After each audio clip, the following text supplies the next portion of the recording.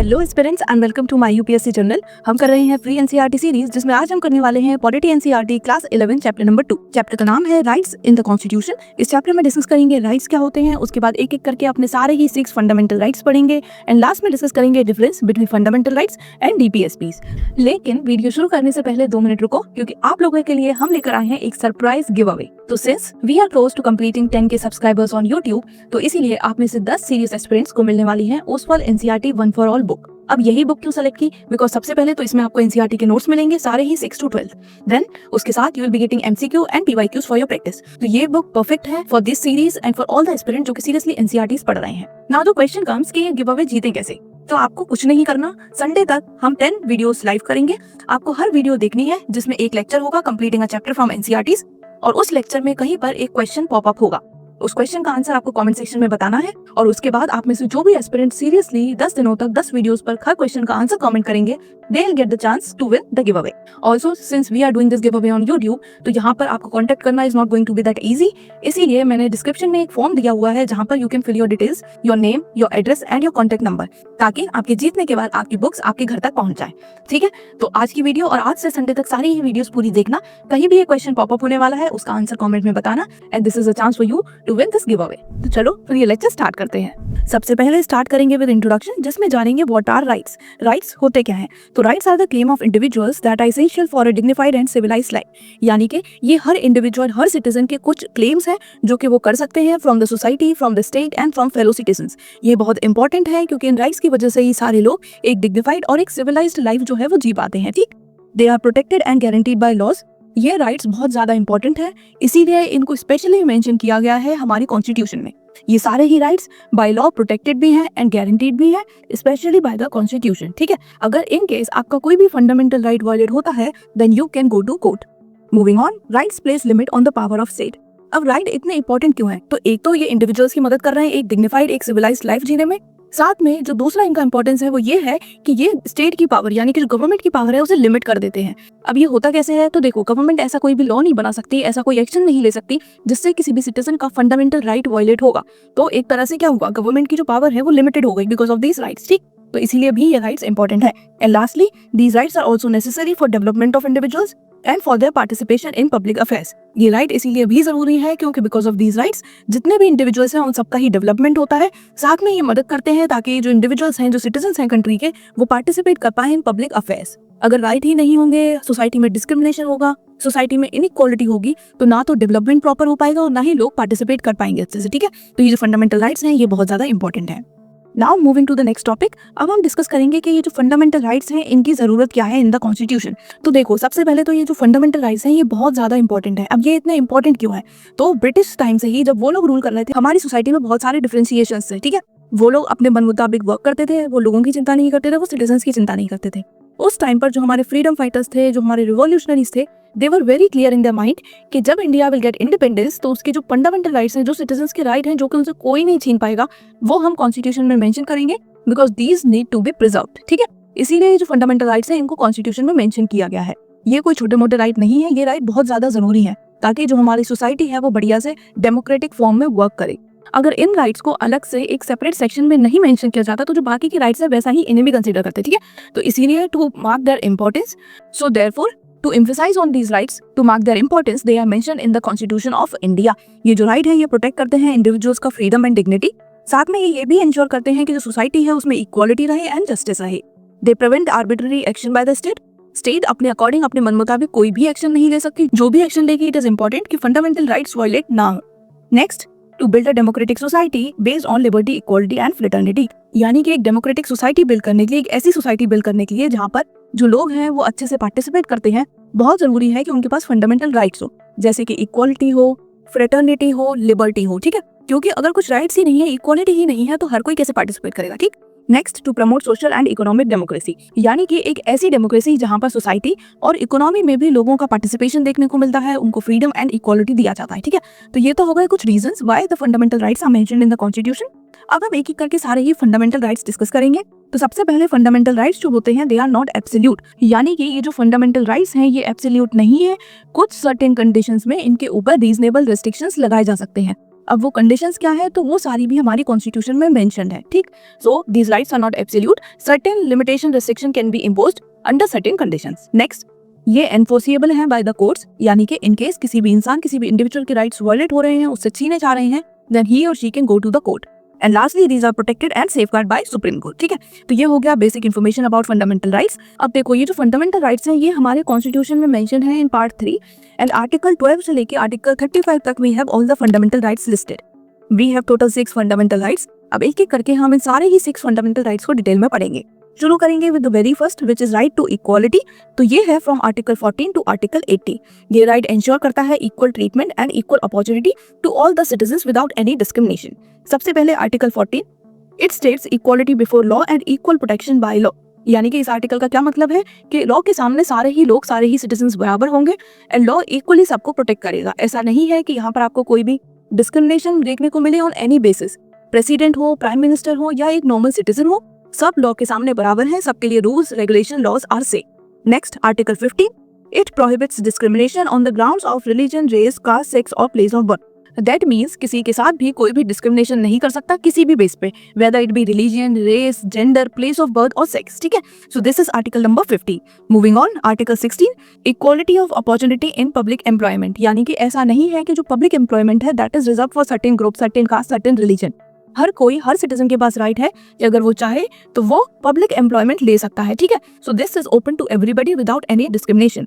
Next, article number 17, abolition of untouchability. तो untouchability जो कि बहुत ही ज्यादा प्रेवलेंट थी इन आवर एंशिएंट टाइम, उसको अबॉलिश कर दिया गया थ्रू दिस आर्टिकल और इसका प्रैक्टिस किसी भी फॉर्म में इज अ पनिशेबल ऑफेंस।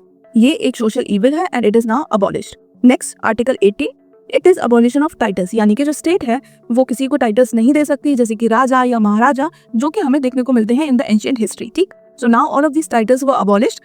साथ में there are certain exceptions like military and academics. For example, अगर someone is in military and he is in the post of general, तो हम उन्हें जनरल कह सकते हैं या that general as a title can be used. इसी तरह किसी ने अगर अपनी डिग्री कंप्लीट की है, मास्टर्स कंप्लीट की है, तो उसके अकॉर्डिंगली उनके साथ भी टाइटल्स यूज किए जा सकते हैं। यानी कि ऐसे ही किसी को कोई भी टाइटल नहीं दिया जा सकता कि किसी को आपने राजा का टाइटल दे दिया, किसी को महाराजा का टाइटल दे दिया। टाइटल सिर्फ 2 ही केसेस में दिए जा सकते हैं या यूज किए जा सकते हैं, पहला in the case of military and second one on the basis of academics, ठीक। So this was article 18 which was abolition of titles. Now there are certain examples like there is no reservation in private sector. Private sector के अपने rules होते हैं, अपने regulation होते हैं और वहां पर आपको रिजर्वेशन देखने को नहीं मिलता।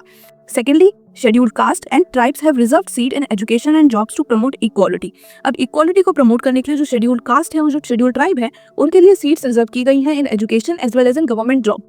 ये चीज हमारी कॉन्स्टिट्यूशन में भी मेंशन है कि ये जो रिजर्वेशन है ये अगेंस्ट इक्वालिटी नहीं है, इसको इंक्लूड किया गया है ताकि जो हमारी सोसाइटी की जो वल्नरेबल सेक्शन है, जो वीकर सेक्शन है, उनको पुश मिले so that they can also reach a equal level, ठीक है। So that means this reservation is a policy to make equality accessible to everyone, ठीक। मूविंग ऑन, अब हम देखेंगे हमारा अगला right which is right to freedom. This is from article 19 to article number 22। ये article safeguard करता है individuals का फ्रीडम, उनकी लिबर्टी। अब एक एक करके हम हर आर्टिकल के बारे में पढ़ेंगे। तो सबसे पहले आर्टिकल 19 में टोटल 6 फ्रीडम मेंशन किए गए हैं, तो एक एक करके इन सारे फ्रीडम्स को पढ़ते हैं। First, freedom of speech and expression. So this means कि जो लोग हैं, जो सिटीजंस हैं, उनके पास फ्रीडम है that they can express whatever they are feeling. For example, हमने पढ़ा था about the vernacular press act, ठीक है, जो कि ब्रिटिशर्स ने इंट्रोड्यूस किया था ताकि जो लोग हैं वो अपने जो व्यू पॉइंट दे रहे थे through various newspapers and articles, उसको रोका जा सके। बट अब इंडिया में ऐसा कोई भी रेस्ट्रिक्शन नहीं है। आप जो भी फील करते हो रिगार्डिंग एनीथिंग, आप ओपनली क्लियरली उसे बोल सकते हो, उसे एक्सप्रेस कर सकते हो, ठीक है। Next, freedom to assemble peacefully. अगर आपको किसी भी चीज के रिगार्डिंग असेंबल होना है, अपनी बात गवर्नमेंट तक पहुंचाने के लिए प्रोटेस्ट करना है, कुछ भी करना है, आप कर सकते हो, but it should be done peacefully. It should not use arms, ठीक है। ये नहीं कि आप अपना प्रोटेस्ट करने के लिए या असेंबल हो रहे हो, वहां पे आप फायरिंग कर रहे हो या दूसरे लोगों को ट्रबल कर रहे हो, ऐसा नहीं कर सकते आप। बाकी अगर आपको कहीं भी असेंबल होना है, you can do it, you are allowed to do it, you have that freedom, but limitations में रहकर करना है, कुछ भी अगेंस्ट या गलत नहीं करना, ठीक। Next, freedom to form associations और यूनियंस। अब देखो, कई बार a group of people have same demand, same aspiration, तो उस टाइम पर आप लोग साथ में आ जाते हो, आप यूनियन फॉर्म करते हो, आप एसोसिएशन फॉर्म करते हो। So you are allowed to do that, ठीक है। आप एसोसिएशंस फॉर्म कर सकते हो, आप अलग अलग यूनियन फॉर्म कर सकते हो to get your demands registered and later on get them forward. Next, freedom to move freely throughout India. आप इंडिया में कहीं भी आपकी मर्जी के अनुसार घूम सकते हो। Freedom to decide and settle in any part of India. India के किसी भी पार्ट में जहां आप चाहो आप वहां जाकर रह सकते हो। कुछ रेस्ट्रिक्शंस हैं रिगार्डिंग शेड्यूल्ड ट्राइब एरियाज, तो उसके अलावा आप जहां भी जाओ अकॉर्डिंगली अपने मन मुताबिक आप वहां रह सकते हो, ठीक है। तो ये तो राइट्स जो है वो आपको देते हैं जोग्राफिकल मोबिलिटी। ऐसा नहीं है कि अगर आप आगरा में आपका बर्थ हुआ है तो आप सिर्फ आगरा में ही रहोगे, या अगर आपका बर्थ हुआ है in Mumbai then you will only be living in Mumbai. So आप कहीं भी इंडिया में रह सकते हो according to your will. Next, freedom to practice and profession और to carry any occupation, trade and business. अब इसको समझने के लिए थोड़ा सा पास्ट में चलते हैं। तो हिस्ट्री में हमने पढ़ा था अबाउट वर्ना सिस्टम। जो भी इंडिविजुअल जिस वर्ना से बिलोंग करेगा उसे वही काम करना होगा, ठीक है। वही काम उसके फादर करेंगे, वही काम वो करेगा, एंड वही काम आगे उसकी फैमिली में जनरेशन बाय जनरेशन होता रहेगा। But now since this is removed, you have the freedom of occupation. तो आप जो चाहो वो कर सकते हो। फॉर एग्जाम्पल, अगर आपके पापा एक फार्मर है, so it is possible that if you want to become a government employee, आपको यूपीएससी क्रैक करना है तो आप डेफिनेटली कर सकते हो मेहनत करके, ठीक। So now you have this opportunity. पहले ये चीज नहीं थी, बट अब हमारी कॉन्स्टिट्यूशन ने फ्रीडम हमें दिया है, तो इट इज वेरी इंपॉर्टेंट कि हम अपने फ्रीडम को सही तरह से यूज करें। Next, there are certain reasonable restriction. इतने सारे फ्रीडम तो आपको दे दिए, बट कुछ रेस्ट्रिक्शंस इन पर भी हैं, जैसे कि फॉर पब्लिक ऑर्डर, यानी कि पब्लिक पीस खराब करने के लिए, पब्लिक एटमॉस्फेयर नहीं खराब कर सकते आप, मॉरलिटी, सोवर्निटी या ऐसा कुछ नहीं कर सकते जो कि इंटेग्रिटी ऑफ इंडिया के अगेंस्ट जाता है, ठीक है। पीसफुली करो, अच्छे से ऑर्गेनाइजेशन करो, एसोसिएशंस बनाओ, बट अगर कुछ भी ऐसा करोगे जो वायलेंट है, जो पीस खराब कर रहा है, जो अगेंस्ट द मोरालिटी है, इंटेग्रिटी है, तो वहां आपको ऑब्वियसली रोका जाएगा, ठीक। So these are the restrictions. Next, अब हम डिस्कस करेंगे article number 20 to 22 which are protection of life and personal liberty. सबसे पहले starting with article number 20, it is the protection in respect of conviction. यानी कि यूजुअली लोगों का क्या सोच होती है कि अगर किसी इंसान को किसी पुलिस ने पकड़ लिया तो वो इंसान गिल्टी है, but this is not how the things go. कोई भी इंसान जब तक गिल्टी नहीं होता, जब तक कि कोर्ट उसे गिल्टी डिक्लेयर नहीं कर देता, ठीक है।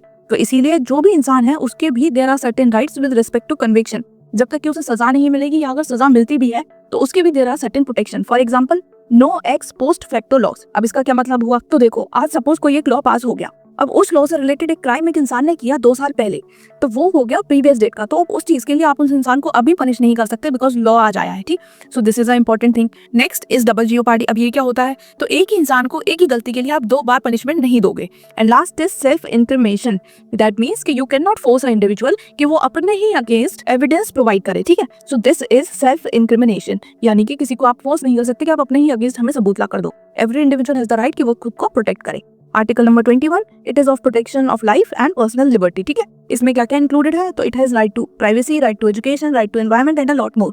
ये जो आर्टिकल है ये हर कंडीशन में फॉलो होता है except according to the procedure established by court. यानी कि अगर कोर्ट ने कोई अलग प्रोसीजर एस्टैब्लिश किया है फॉर समवन, तो उस केस में there will be difference, otherwise protection of life and personal liberty हर किसी का राइट है।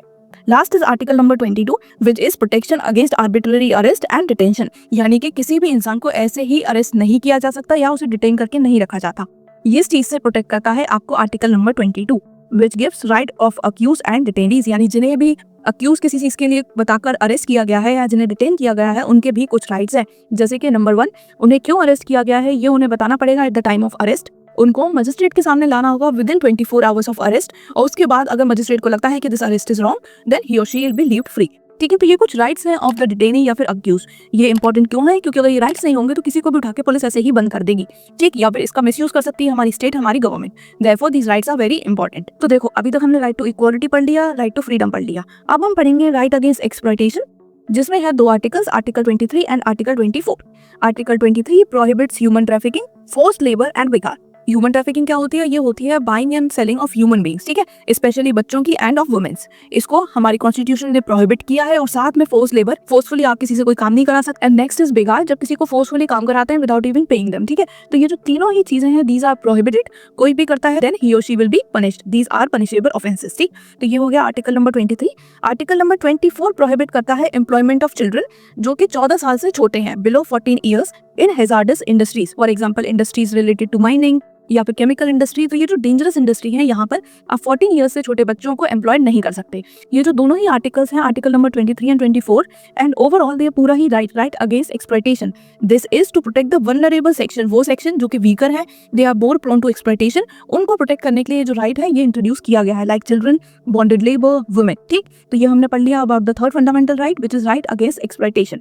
मूविंग फॉरवर्ड, अब हम पढ़ेंगे about right to freedom of religion. This is from article 25 to article 28। ये एक ऐसा राइट है जो कि इंश्योर करता है secularism, that means all the religions are equal, सारे ही धर्म बराबर हैं। अब इसमें हम शुरू करेंगे with article number 25 which is freedom of conscience, यानी कि it completely depends on you. अगर आपको किसी धर्म को फॉलो करना है, किसी रिलीजन को फॉलो करना है, आप कर सकते हो। अगर आप ऐसा नहीं करना चाहते तो वो भी आप कर सकते हो, देयर इज नो प्रेशर। इसके साथ ही you also have the right of free profession, practice and propagation of a religion. Suppose you are following a particular religion, तो आपके पास ये राइट है कि आप ओपनली उसे प्रोफेस करो, उसे एक्सेप्ट कर सको, ठीक। सेकेंडली, आप उसे प्रैक्टिस कर सकते हो आराम से, there is no restriction, there is no boundation. And thirdly, you have the right to propagate. आप उसके बारे में लोगों को बता सकते हो, उसका प्रचार कर सकते हो, बट फोर्सफुली लोगों को कन्वर्ट करना that is not allowed according to this right. ठीक है, तो आप अपने साइड से कोशिश कर सकते हो, सामने वाले को करना है या नहीं करना दैट इज हिज और हर विल। ठीक, तो आप कुछ भी फोर्सफुली नहीं कर सकते। Then we have article 26 which give freedom to manage religious affairs, यानी कि जो आर्टिकल है ये अलग अलग रिलीजन्स को दिया गया है for establishing and managing there institution, उनकी प्रॉपर्टी एंड उनके लॉस। सो ये पर्टिकुलर रिलीजन का राइट है, उसका फ्रीडम है कि उसे ये सारी चीजें किस तरह मैनेज करनी है। Article 27 no tax for promoting any religion. अब ये आर्टिकल इंपॉर्टेंट है क्योंकि ये रिलीजियस को फ्रीडम देता है, उस पर कोई भी लिमिटेशन नहीं लगाता, कोई भी डिस्क्रिमिनेशन नहीं करता।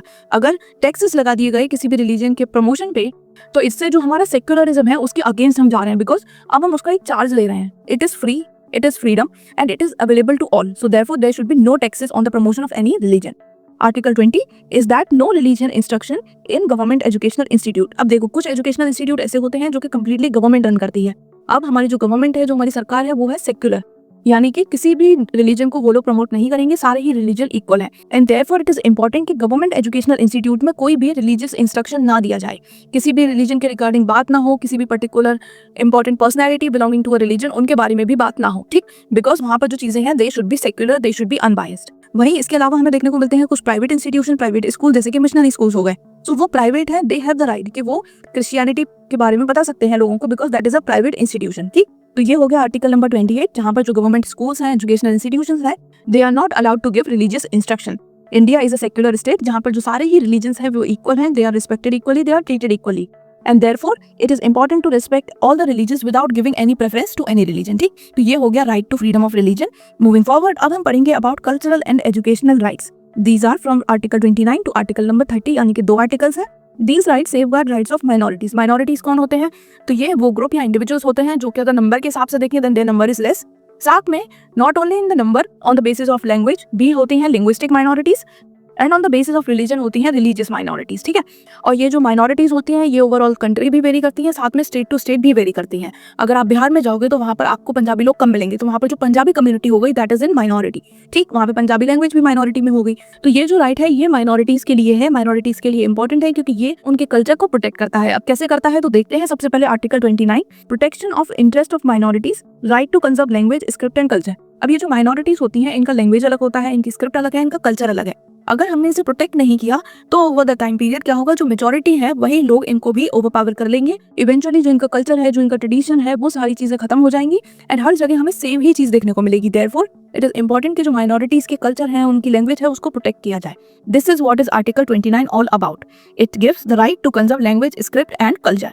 Next article 30, so it is the right of the minorities to establish and administer educational institute, यानी कि ये जो माइनॉरिटीज हैं ये एजुकेशनल इंस्टीट्यूट सेटअप कर सकती हैं जहां पर अपने ही कम्युनिटी के लोगों को they can teach their language, उनको अपने कल्चर के बारे में बता सकते हैं। और ये सारा कुछ इंपॉर्टेंट क्यों है, ताकि ये जो माइनॉरिटीज से रिलेटेड उनकी लैंग्वेज कल्चर है ये प्रिजर्व रहे।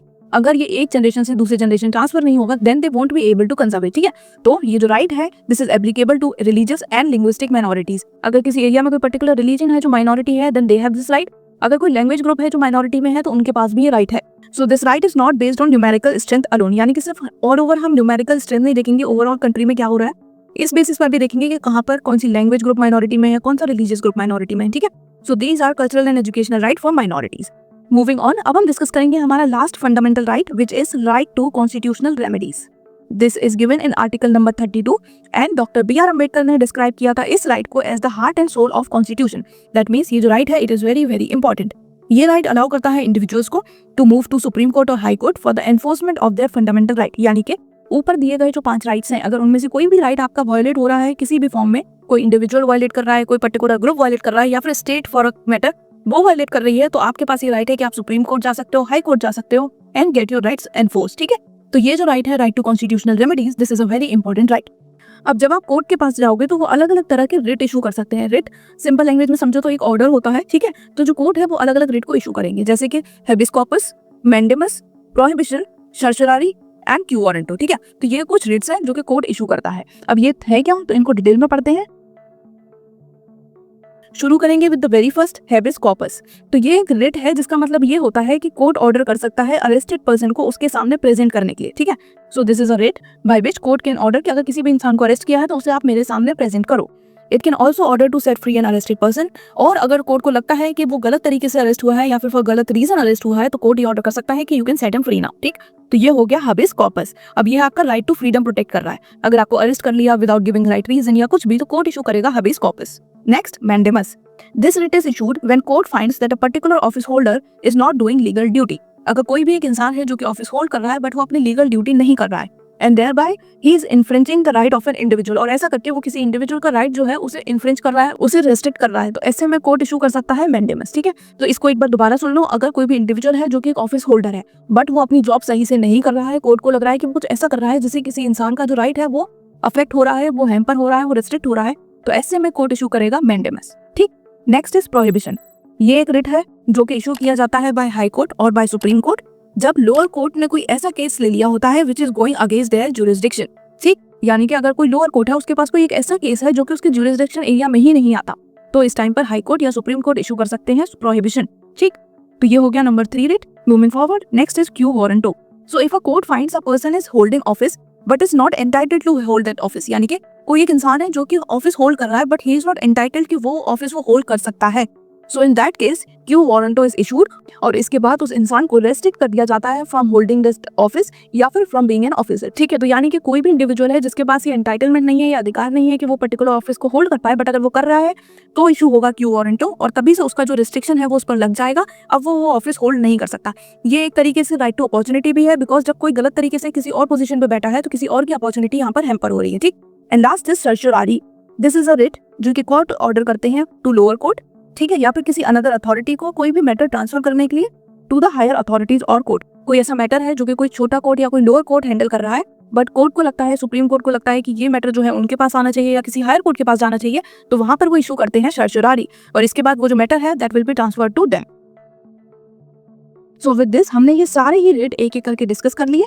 तो अब हम क्या कह सकते हैं कि ये जो राइट है ये गारंटी करता है protection and enforceability of all the other rights. अगर कोई भी राइट आपको नहीं मिल रहा है तो ये जो राइट टू कॉन्स्टिट्यूशनल रेमेडी है ये आपको प्रोटेक्शन देगा कि वो राइट आपको मिले। साथ में ये भी मेक श्योर करता है कि सारे ही राइट्स प्रॉपर्ली एनफोर्स हो रहे हैं या नहीं, कहीं भी एनफोर्समेंट में दिक्कत आ रही है कोर्ट के पास जाओ and the court will help. ठीक, तो ये हो गया हमारा fundamental right number 6 which is right to constitutional remedy, जिसे heart and soul of the constitution भी कहा जाता है। अब हम स्टार्ट करेंगे हमारा दूसरा topic of this chapter which is directive principles versus fundamental right. अब हम देखेंगे डिफरेंस क्या होता है between DPSPs and fundamental right. DPSP यानी कि directive principle of state policy. अब इसमें हम एक एक करके एस्पेक्ट देखेंगे और फिर दोनों में डिफरेंशिएशन। अगर बात करें नेचर की तो फंडामेंटल राइट होते हैं जस्टिशिएबल, यानी कि अगर कहीं भी आपका वायलेट हो रहा है so you have the right to go to the courts. But जो डायरेक्टिव प्रिंसिपल्स होते हैं they are non justiciable, that means you can not go to the court to get them enforced. Next, purpose क्या है? तो fundamental right individuals के right को protect करते हैं, उन्हें एम्पावर करते हैं, लेकिन जो हमारे डायरेक्टिव प्रिंसिपल होते हैं वो सोसाइटी के वेलफेयर को एज अ होल प्रमोट करते हैं। नेक्स्ट, सोर्सेज क्या है? तो फंडामेंटल राइट का सोर्स है यूएस कॉन्स्टिट्यूशन एंड डीपीएसपी का सोर्स है आयरिश कॉन्स्टिट्यूशन। तो ये हो गए कुछ बेसिक डिफरेंसेस। ऑल्दो जो हमारे डीपीएसपी है वो एनफोर्सेबल नहीं है, but still these are important क्योंकि ये हमारी गवर्नमेंट को गाइड करते हैं regarding their policies, regarding their programmes. ये गवर्नमेंट को बताते हैं कि उसे किस डायरेक्शन में वर्क करना है। ठीक है, the aim is to create a welfare state, एक ऐसी स्टेट जहां पर हर किसी के पास इक्वालिटी है, फ्रीडम है and they are all living in peaceful environment. तो हम ये भी कह सकते हैं कि ये जो डीपीएसपीज होते हैं दे आउटलाइन सोशियो इकोनॉमिक ऑब्जेक्टिव जिसके लिए हमारी गवर्नमेंट को वर्क करना है, साथ में they ensure welfare of the people. ठीक, तो ये कुछ आइडियाज है, कुछ गाइडलाइंस है for the state, for the government, जिनके रिगार्डिंग उन्हें वर्क करना है। ये एनफोर्सिएबल नहीं है, बट स्टिल ये हमारी कॉन्स्टिट्यूशन में मेंशन्ड है। एक तरीके से जो हमारे कॉन्स्टिट्यूशनल मेकर्स थे उन्होंने अपने जो उनके आइडियाज थे, जो उनके व्यू पॉइंट थे रिगार्डिंग क्या क्या चीजें हर गवर्नमेंट को करनी चाहिए for the society, for the people, उनको उन्होंने मेंशन किया है इन द डीपीएसपीज। ठीक, मूविंग ऑन, अब है हमारा next topic which is amendments and changes in fundamental rights. तो फंडामेंटल राइट में भी हमें कुछ चेंजेस देखने को मिले हैं। सबसे पहले जानते हैं अबाउट 44th अमेंडमेंट। तो इस अमेंडमेंट के थ्रू जो राइट ऑफ प्रॉपर्टी था विच वाज इन आर्टिकल 31 एक फंडामेंटल राइट था, इसे रिप्लेस कर दिया गया था and now it was mentioned as a legal right under article 308। ठीक है, तो जो राइट टू प्रॉपर्टी था पहले एक फंडामेंटल राइट था, बट अब ये एक लीगल राइट बना दिया गया। Next 86th amendment. तो इस अमेंडमेंट के बाद राइट टू एजुकेशन ऐड किया गया था as a fundamental right in article 21A। ठीक, तो अब जो राइट टू एजुकेशन है वो भी एक फंडामेंटल राइट बना दिया गया था। Next, judicial interpretation has expanded the scope of article 21। जो आर्टिकल 21 है which is right to life, इसका जो स्कोप है वो एक जुडिशियल इंटरप्रिटेशन के बाद बढ़ा दिया गया, यानी अब राइट टू लाइफ में काफी सारी और भी चीजें आती हैं, जैसे कि right to privacy, right to education, right to clean environment, right to shelter, right to livelihood. ये सारी चीजें इसमें क्यों ऐड की गई? क्योंकि सिर्फ राइट टू लाइफ देने से कुछ नहीं होगा। जब तक लोगों के पास शेल्टर नहीं है, they don't have livelihood, they don't have education, तो वो राइट टू लाइफ में इतना मीनिंग नहीं ऐड करा। देयरफॉर ये जो राइट टू लाइफ था इसका स्कोप बढ़ा दिया गया और ये सारी ही चीजें इसमें ऐड की गई। ठीक, तो राइट टू लाइफ के साथ ये सारे भी आपके राइट हैं, आपको मिलने चाहिए। मूविंग फॉरवर्ड, अब हम पढ़ते हैं about fundamental rights in practice. तो देखो ये जो फंडामेंटल राइट्स हैं ये एब्सोल्यूट नहीं है, हमने ऑलरेडी पढ़ लिया। रीजनेबल रेस्ट्रिक्शन इन पर लगाए जा सकते हैं, कब लगेंगे, कैसे लगेंगे, this is mentioned in our constitution. Rights are essential for individuals, क्योंकि ये जो राइट्स हैं ये गारंटी करते हैं इंडिविजुअल्स को their freedom, democracy and rule of law. Judiciary act as a guardian of fundamental right, किसी का भी कोई भी फंडामेंटल राइट वायलेट हो रहा है तो वो सीधे जाते हैं जुडिशरी के पास। And there are certain cases, जैसे कि केशव नंदा भारती केस 1973, जिसमें कोर्ट का ये जजमेंट था that the basic structure of constitution can not be destroyed. Constitution का जो बेसिक स्ट्रक्चर है उसे कभी भी डिस्ट्रॉय नहीं कर सकते। एंड फंडामेंटल राइट्स जो हैं these are also part of basic structure of constitution, therefore they can never be destroyed. तो ये हो गया फंडामेंटल राइट्स इन प्रैक्टिस। अब ये पूरा ही चैप्टर पढ़ने के बाद व्हाट डू वी कंक्लूड, क्या समझ आया, क्या हमें पता चला? तो सबसे पहले तो ये जो फंडामेंटल राइट्स हैं ये बहुत ही ज्यादा एसेंशियल है for a democratic, inclusive and egalitarian society. Democratic society यानी वो सोसाइटी जिसमें लोगों के पास पावर है, लोग डिसीजन लेते हैं। इंक्लूसिव सोसाइटी ऐसी सोसाइटी जिसमें सारे ही लोग इंक्लूडेड हैं, देयर इज नो डिस्क्रिमिनेशन। ऐसा नहीं है कि आप सिर्फ रिच सेक्शन को इंक्लूड करोगे या किसी पर्टिकुलर रिलीजियस ग्रुप को इंक्लूड करोगे, everyone is included, therefore it is inclusive. And lastly egalitarian society, ऐसी सोसाइटी जहां पर सबको इक्वली ट्रीट किया जाए। ठीक है, सो ये सारी चीजें हो, इसीलिए ये फंडामेंटल राइट्स बहुत ज्यादा इंपॉर्टेंट है। They empower citizens to protect them from state excesses and promote unity in diversity. ठीक है, तो ये फंडामेंटल राइट क्या करते हैं, एक तो सिटीजंस को हेल्प करते हैं कि अगर स्टेट कुछ भी ऐसा करे जो उनके अगेंस्ट हो तो they are protected. Secondly they also promote unity in diversity. ठीक है, तो ये फंडामेंटल राइट्स बहुत ही ज्यादा इंपॉर्टेंट है। And last, the constitution of India gives these right both legal sanctity and moral strength. ठीक है, तो ये जो कॉन्स्टिट्यूशनल राइट है these are backed by judiciary, they are legal, they are enforceable and साथ में there is also moral strength जो कि मिलती है to the citizens, to the individuals because of these fundamental rights. ठीक, तो ये हमने पढ़ लिया ऑल अबाउट फंडामेंटल राइट, जिसमें हमने सारे ये फंडामेंटल राइट डिस्कस किए और उसके बाद हमने देखा difference between fundamental right and DPSPs. So with this our chapter comes to an end. किसी भी कंसेप्ट में, किसी भी टॉपिक में कोई भी डाउट हो तो कमेंट में फ्रीली आप पूछ सकते हो, I will definitely answer you there. साथ में काफी सारे लोगों की क्वेरीज है रिगार्डिंग दीज नोट्स, तो ये नोट्स आपको मेरे इंस्टाग्राम पेज पर मिल जाएंगे, वहां पर दीज आर रेगुलरली अपलोडेड, तो आप मुझे वहां फॉलो कर सकते हो ताकि नोट्स भी मिल जाएंगे आपको और साथ में एक्सप्लेनेशन तो आपको मिल ही रहा है। एंड येस, मेक श्योर कि आप ये फ्री एनसीईआरटी सीरीज शेयर करो with your friends and other aspirants ताकि सबको ही बेनिफिट मिले। Now I see you on the next video, till then bye bye, take care, पढ़ाई करते रहो।